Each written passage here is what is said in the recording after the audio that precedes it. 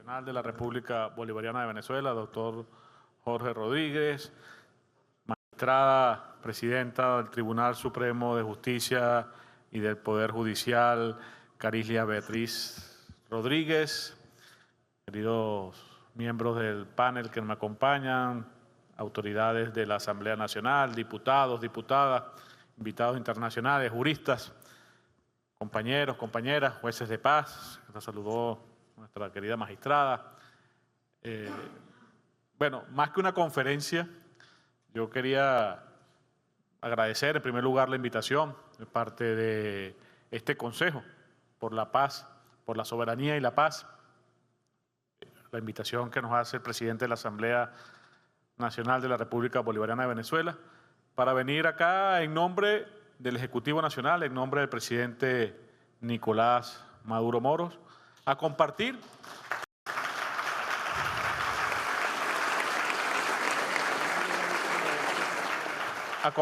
con ustedes, compañeras y compañeros, juristas, diputadas, representantes de movimientos de defensa de los derechos humanos, de los derechos civiles, de los derechos políticos, de toda nuestra patria grande y del mundo entero, algunos elementos que ya hemos esbozado y que han sido esbozados tanto por el presidente de nuestro Poder Legislativo y nuestra presidenta del Poder Judicial, que tienen que ver con la agresión o el intento de agresión, la amenaza que se cierne hoy, que no tenemos duda de decir que es una amenaza que no es solo contra Venezuela.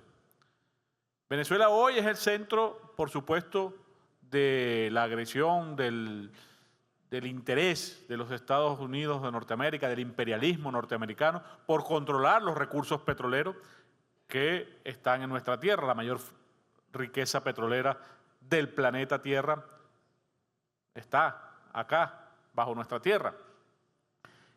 Pero lo que se está configurando es una agresión en contra de la humanidad entera, en contra del sistema como lo conocemos actualmente.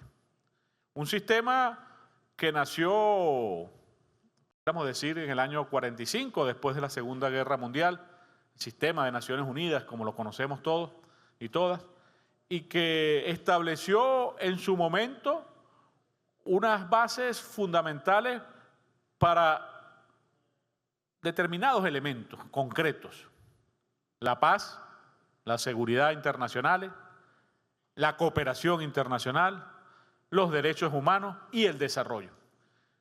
Esas fueron las bases de la creación del sistema de Naciones Unidas, luego que fracasó la Sociedad de las Naciones, producto precisamente de las pretensiones imperiales del momento, del imperio del Japón invadiendo China, de Italia invadiendo también, de Alemania rearmándose y generando la Segunda Guerra Mundial, que causó, bueno, todo lo que conocemos, ¿no?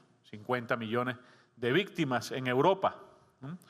Y a partir de ese momento, los países, la comunidad, lo que se llama la comunidad internacional, creó este sistema de Naciones Unidas, que hoy es el que está en juego.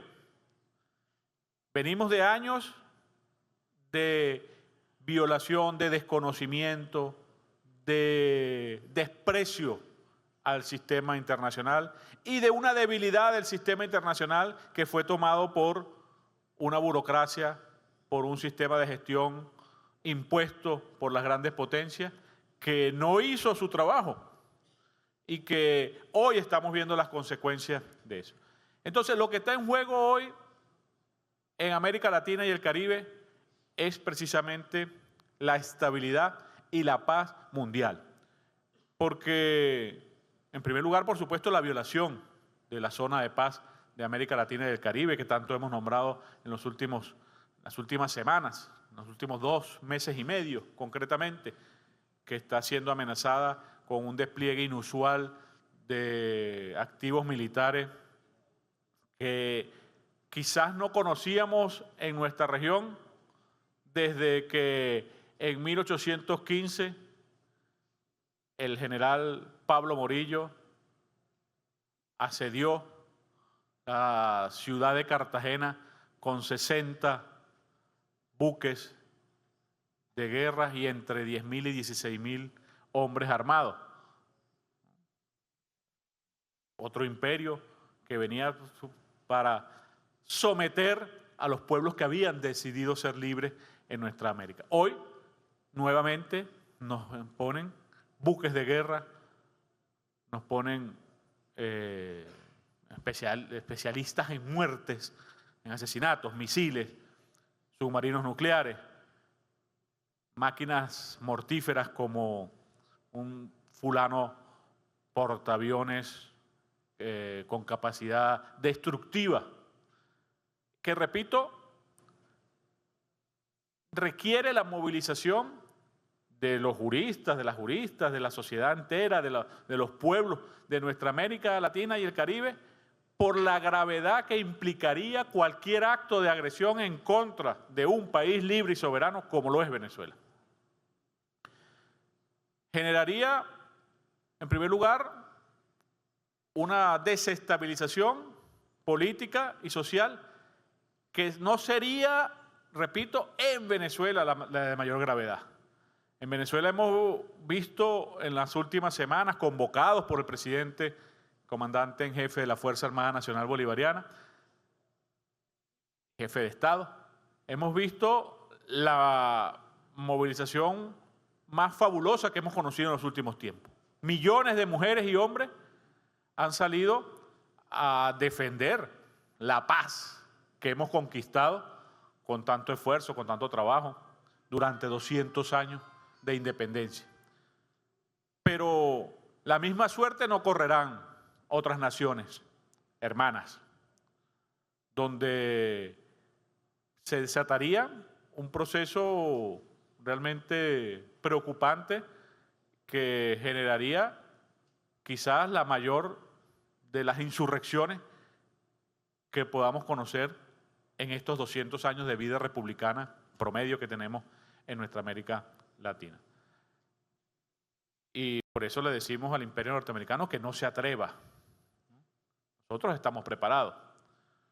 Nos apoya la legalidad, nos apoya la soberanía, nos apoya la moral. Y los debates que ustedes como juristas van a realizar el día de hoy, el día de mañana, para nosotros significa mucho porque debemos hacer frente, por un lado, con la movilización popular, la unidad popular, militar, policial, la fusión popular, militar, policial que tenemos en nuestra patria nos permite disuadir cualquier intento de agresión. Pero también tenemos que dar una batalla en lo que creemos, en el espacio que creemos, que es el espacio del derecho internacional, de los derechos nacionales, y ustedes, por supuesto, son la punta de lanza de ese debate. Porque además, en esa narrativa que se trata de construir, como estamos acostumbrados, decía nuestro presidente de la Asamblea Nacional, Jorge Rodríguez, en su intervención, que estamos acostumbrados y que le hemos visto, a la cual ha apelado el imperialismo en diversas partes del mundo durante toda su historia, se han inventado una narrativa que está ocasionando también amplias violaciones de derechos humanos y de derechos de los pescadores, pescadoras, de los trabajadores del mar en nuestro Caribe, que es el asesinato, que no tiene otro nombre. A los expertos de Naciones Unidas lo han llamado ejecuciones extrajudiciales, pero no es más que viles asesinatos, reivindicados por una dirigencia política de un país miembro de las Naciones Unidas, miembro del Consejo de Seguridad de Naciones Unidas, miembro permanente del Consejo de Seguridad de Naciones Unidas, que reivindica el asesinato como un gran logro, ¿no? Que pequeños botes, independientemente si transportan o no mercancías ilícitas, sean drogas, sea combustible, sea mercancía comercial, ¿no? En el Caribe, no se les ha dado ni el derecho a la defensa y ni siquiera se ha demostrado si portaban o cometían algún delito en aguas internacionales. Además, bueno, ustedes saben más de eso que yo, violación de la Convención del Mar, violación de los derechos marítimos, etcétera, etcétera. Es decir, se han violado todos y cada uno de los principios del derecho internacional como los conocemos. Y esto amerita una acción judicial, si pudiera, cabe el término, ustedes me corregirán, pero amerita una acción política que la estamos haciendo, una acción de defensa de la patria que estamos haciendo, una acción de defensa de los derechos humanos que también estamos realizando y una acción jurídica que también debemos realizar, donde tenga que realizarse. Porque hay responsabilidad penal en estos actos y es necesario que el mundo lo sepa. Responsabilidad penal tanto de quien da la orden como quien aprieta el gatillo para ello. Y es necesario que el mundo los reconozca. Es necesario que el mundo los señale y que el mundo los castigue. Y como lo llaman ustedes, la jurisprudencia internacional es muy amplia. Lo conversaba ahora con el vicepresidente Pedro Infante. Desde los juicios de Nuremberg se ha sentado toda una doctrina de determinación de responsabilidades en hechos de este tipo. Porque todos quienes fueron juzgados en la Alemania nazi precisamente fueron juzgados por crímenes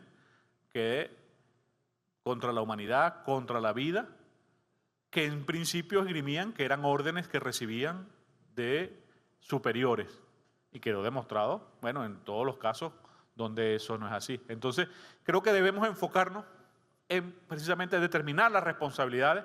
Esta batalla va a seguir, por supuesto, en todos los ámbitos. Estamos seguros que la vamos a ganar en el ámbito político, en el ámbito social, en el ámbito jurídico, y que la violencia,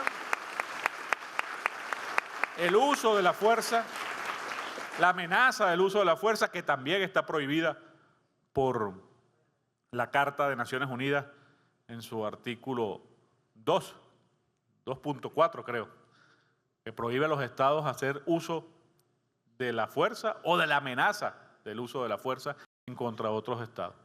Porque, con esto cierro, yo creo que es necesario, lo hemos dicho en diversas ocasiones, que aquí no estamos enfrente a una confrontación, ¿no? Porque yo he escuchado muchas veces que, lo decía ayer de manera lamentable el vocero del secretario general de Naciones Unidas, que pedía desescalar la situación, ¿no? Que ambas partes bajaran las tensiones, ¿no? Como si se tratara de una confrontación entre dos estados.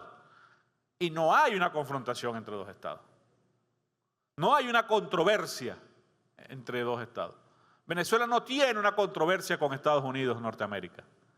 Venezuela es un país libre, soberano, que intenta ser agredido de manera unilateral por un país miembro de las Naciones Unidas, que usa su capacidad de generar muerte y destrucción para amenazar a otro país.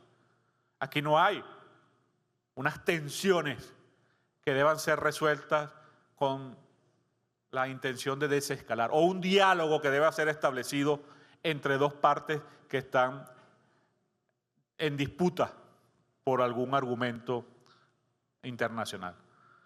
Aquí lo que hay es un intento de invasión, hay un intento de agresión, un intento de sometimiento de una población libre y soberana en violación de todos los principios internacionales del derecho que conocemos. Y en eso tenemos que ser firmes.